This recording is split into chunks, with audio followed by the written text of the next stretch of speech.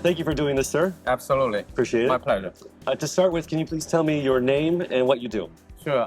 My name is Z Liu. Call me Z. Okay. I'm a board of director for BitGo Trust, which is a Hong Kong licensed trust company that provide the custodian operation for WBTC. Yes, thank you. All right, so WBTC or wrapped Bitcoin. Yeah. Can you please tell me a little bit about what wrapped Bitcoin is and why is it necessary? Yes. Wrapped Bitcoin is perhaps the most iconic and absolutely the longest running Bitcoin-centered product that operates across various different blockchains, particularly on the Ethereum. What it is it's a wrapped product. Users would deposit one Bitcoin, for example, in exchange for one wrapped Bitcoin, and the Bitcoin will stay in a cold storage safe kept by the custodian, which is a BitGo Trust, and the user gets to deploy that one WBTC across various different blockchains, primarily on Ethereum, to do all kinds of things they wanted. To lending, for example, trading on the DEX, and various kind of a smart contract engagement. Yeah, right. And so it basically allows people on, like, for example, EVM to have access and to be able to do things with Bitcoin. In a way, yes. I would put it the other way from the other way around. It allows a Bitcoin holder to enjoy best of the both worlds. Okay. For example, traditionally, if you hold a Bitcoin, Bitcoin really, is mainly recognized as a store of value. So it doesn't really, have many smart contract application or any real ones, right? Up until now.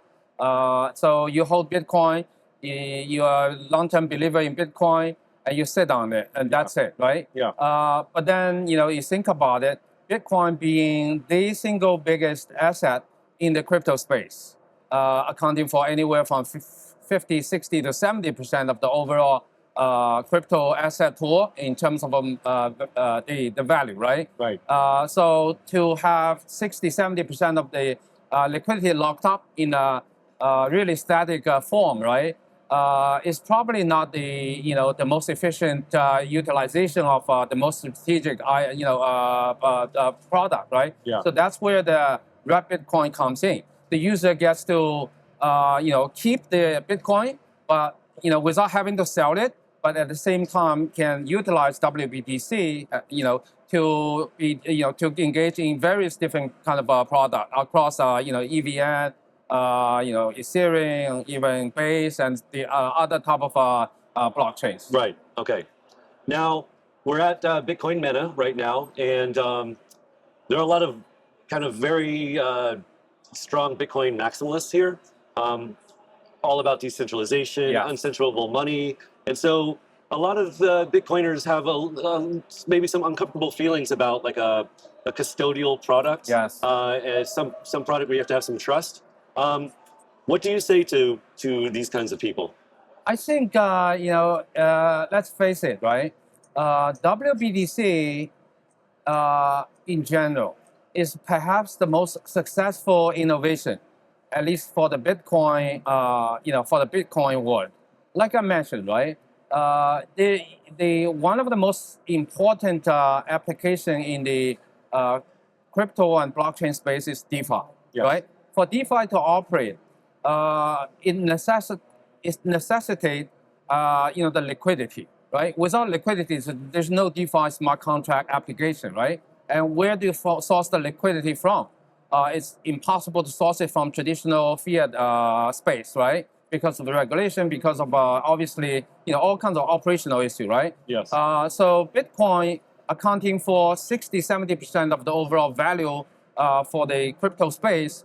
That's the best use of Bitcoin as a liquidity cornerstone, right? To inject liquidity into all kinds of DeFi application smart contract, right? And those are actually the most I think one of the most promising area for blockchain as a decentralized product. So in a way, yes, it is actually not against decentralization. It actually helped to grow the DeFi, smart contract application. Okay, I see.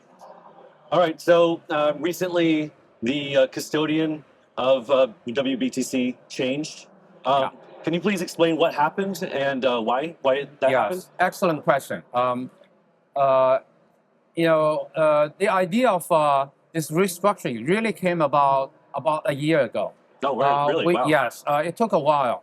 WBTC has been around since 2018. And it's the most recognized Bitcoin record product. Yeah. But what happened is about a year ago when we were anticipating the eventual approval of the Bitcoin spot ETF, right? I see. So what Bitcoin spot ETF does is basically it collect the fiat money and acquire Bitcoin. In return, the users who want to get exposure to Bitcoin world would end up holding a piece of paper, listed on the stock exchange, right? Right. And all the underlying Bitcoins they acquired would end up in a centralized custodian, right? Yeah, right. And the difference being this, we run a centralized custodian operation. Yes. But it's very different from the spot ETF scheme. The spot ETF, one way to look at it is it's a gigantic pool of Bitcoin being collected and locked away by traditional finance vehicles, right? Yes. So in the extreme scenario, if you think about it, at the current rate, Bitcoin ETF collectively would account for maybe a few $100 billion worth of the value next year very soon, right? We're now approaching 100 billion. Yeah. And the fast forward, they could easily go up to 30-50% of the Bitcoin. And you think about what does that mean? That means the Bitcoin being the original idea of a decentralized technology innovation would end up being pretty much a wrapped product of traditional financial instrument, right? Right. Yeah. So I see that. Yeah. WBTC does the opposite. We collect the WBTC, keep it in a centralized custodian, which I'll talk about shortly about why a centralized custodian is very handy and useful here, right? What we do is we issue wrap Bitcoin back to the users who originally host the Bitcoin. So they still have the entitlement over their underlying Bitcoin. The only advantage or benefit, additional one, is they get to deploy the WBTC across different blockchain. And that is that opens up the interoperability, Right. unlocking the Bitcoin stockpile, right, to deploy towards all kinds of smart contract. Right, the liquidity you were talking exactly, about. right? So the liquidity, right? And then we were thinking about, okay, so we need to help to further grow the WBTC product. In the past, there are a couple of issues, potential issue, at least, to certain part of the community. Okay. One being it's a US-centric product. It's a US-centric product. WBTC. WBTC, Okay, right? I see. It was managed by one single US-based licensed custodian, right? BitGo. Nothing wrong. They have done a fantastic job, actually. They remain as a partner in this joint venture with us, right? But then to the international communities, up until the most recent, I think, outcome from the US, Trump election, I think the regulatory environment is not particularly clear and encouraging to many people, right? Yeah. So majority of the Bitcoin holders would have better confidence to have the custodian to be located maybe in a more neutral jurisdiction. So this is part of the reason. The other reason being, now after the restructuring, we effectively converted this, the custodian structure into a multi-institution platform instead of one single platform, right? One single platform, basically, we all understand the single point of failure, risk, and so on, right? So all in all, I think it's a much more diversified and enhanced custodian platform across different jurisdictions and geographic location. Cool. Yeah, I was speaking yesterday. I interviewed someone yesterday who is making a multi-signature product for institutions, and so it sounds like a similar thing. Similar thing, the multi-signature. We also have multi-signature, right? But then on top of that, we have multi-jurisdiction and multi-geographic location. Yeah. Because we, as of now, we manage about close to 15 billion US dollar worth of Bitcoin. So that's a heck of a lot of responsibility and risk, right? Yeah. So we need to have a really institutional approach, multi-institutional approach. Yeah. And then we have a license regime, which is very important because that means the custodian operators are obliged and and act as a fiduciary. And that's actually something I think very important to take up the role to provide the custody to a group of public assets, right? Yes. In this regard, I would still say the centralized platform regulated can add its value. Yeah. Yes. Yeah. Again, you're reminding me of this gentleman I was talking with yesterday. He's working with other Middle Eastern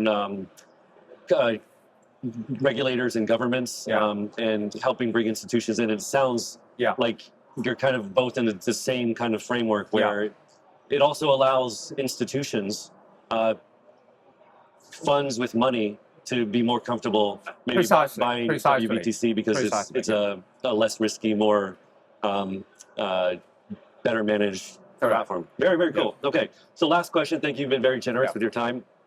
How do you see the role of WBTC kind of changing or evolving in the future, like from now on? I think, now obviously with the change in the regulatory outlook in the US, with the increasing adoption across the globe for Bitcoin, and especially with the very exciting, I think prospect of a more sovereign nation starting to look at Bitcoin as a strategic reserve, right? Yes. It's more important for us to keep up with the embracement of Bitcoin as a strategic asset by the fiat and traditional institutions, right? Because we wanted to keep the decentralized nature of Bitcoin and obviously the blockchain as a whole. So WBTC, in a way, act as almost like the mirror image of the Bitcoin ETF. Okay. In the crypto format, right? We curate Bitcoin. We issue in return the wrap Bitcoin that circulates on various different blockchain and for DeFi application, right? Whereas ETF, basically they take your Bitcoin and they give you a piece of paper. Yeah, and then the Bitcoin is locked away, right? Yeah, locked, exactly. Inaccessible. Right, yeah. right. Okay, cool. Well, thank you very much, sir. Absolutely. I appreciate it. My pleasure. I look forward to seeing how WBTC kind of grows going forward.